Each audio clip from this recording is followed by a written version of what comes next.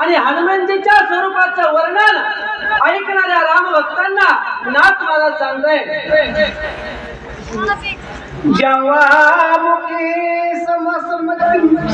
जवामुखी समसमती अति दुर्गचारी आता केसा गेला कठीण त्याचा नव्या दिसत सुल जैसे. बघा त्या ठिकाणी हनुमानजीच्या मार्गाने गेलेले आहेत आणि इकडे चिंता रावणाला लागलेली आहे. जर हनुमानजी वली घेऊन आला, औषधी घेऊन आला तर लक्ष्मण उठेल आणि लक्ष्मण उठल्यानंतर प्रभू रामचंद्र आपल्याला आवरणार नाही. इकडे रावण काय तयारी करतोय? हनुमानजीला अडवण्यासाठी त्या काळनिमीची तयारी करतो. तर 4 मुख असणारा भ्यासूर दिसणारा तो राक्षस आणि त्याची तयारी तो रावण करतोय. अति विकट दाराचारी मुख सामन पर्वत दारी कापरायसा काळा शरीरीन मुखे चारी समस्त. त्या काळनिमीचा मुख अतिशय खापरासारखा काळा आहे. त्याच्या दाढा 11 आहेत आणि भ्यासूर असं भासणारं त्याचं वदन, त्याचे तो चेहरा आणि अशा प्रकारचं वर्णन त्या काळनिमीचं आहे. वरचे रंगले जैसे असतील तैसे हात पाय दिसती मुरवानी शिर रक्तीन देखता. बघा त्या ठिकाणी तो राक्षसाचा देह आहे. त्याचे पाय कसे म्हणाल तर ज्याप्रमाणे प्रचंड वृक्ष उंचीला वाढलेले असतात तशा प्रकारचे त्याचे पाय दिसू लागलेले आहेत. हात म्हणाल तर त्या हाताच्या लांबीची मर्यादा नाही, एवढे प्रचंड लांब हात असणारा तो काळनिमी आहे. आणि तो प्रभू रामचंद्राच्या हनुमंताला अडवण्यासाठी चाललेला आहे आणि रावणाची आज्ञा त्याला आहे. अति भयानक शरीर ते प्रति दस शिर तुवा जाऊनी सत्वर पर्वते टाकवा. हे काळनिमी, अरे तुझा भ्यासूर शरीर आहे, शक्तीने प्रचंड बलाढ्य आहे, कपटाची वृत्ती आहे तुझी. लवकरात लवकर जा त्या द्रोणांद्री पर्वतावर. हनुमान जाण्याच्या अगोदर तू त्या ठिकाणी गेला पाहिजे आणि त्या हनुमानजीला अडथळा तू केला पाहिजे, जेणेकरून या प्रभू रामचंद्राचं कार्य नसलं पाहिजे. हा उद्देश रावणाच्या मनामध्ये आहे.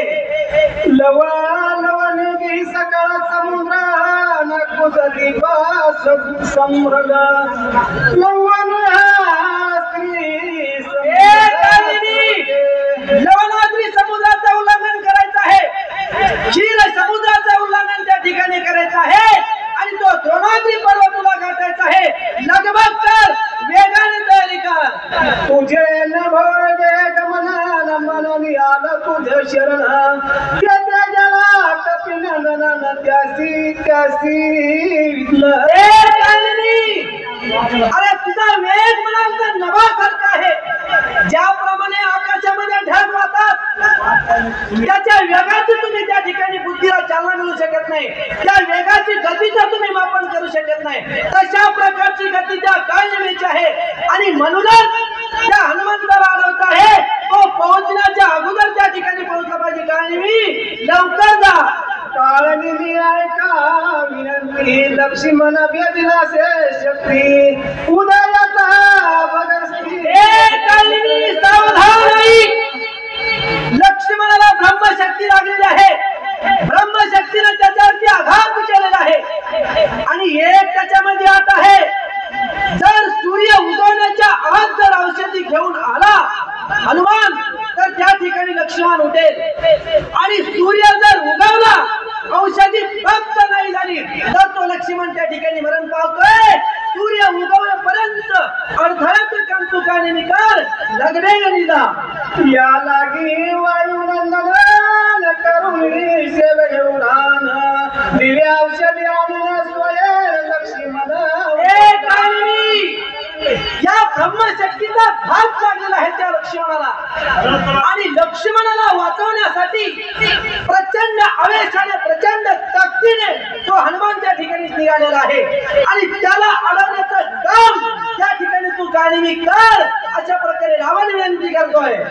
उदय नयका वस्त्र औषधी मस्ती वाचवया विश्रांती प्रतिज्ञा मारुती अरे ज्याचा स्वामी प्रभू रामचंद्र आहे ब्रह्मांड नायक, त्याच्या चरणाशी कठीण पण करून त्या ठिकाणी हनुमंत गेलेला आहे. प्रभू रामचंद्र सूर्य उगवण्याच्या आधी औषधी आणि तुमचा बंधू राग करा अशा प्रकारचा कठीण पण करून तो हनुमंत गेलेला आहे. काळी ताबडतोब तू जा आणि त्याला अडथळा कर, त्याचं कार्य नासलं पाहिजे. औषधी आणून नाता जीव केलं लक्ष्मण, मग त्याशी झुंजला कोणा राम लक्ष्मण. जर सूर्य उगवण्याच्या आधी औषधी आणली तर तो लक्ष्मण उठतोय आणि त्याचा बंधू असणारा प्रभू रामचंद्र अब्दुलवाणी आहे. त्रिलोक्यामध्ये त्याचा कुणी नादी लागू शकत नाही, त्याच्या शक्तीची शक्ती लढू शकत नाही. आणि जर ते दोन्ही बंधू सावध झाले, त्यांच्याशी लढण्याचं सामर्थ्य त्रिभुवनात कोणाकडे नाही.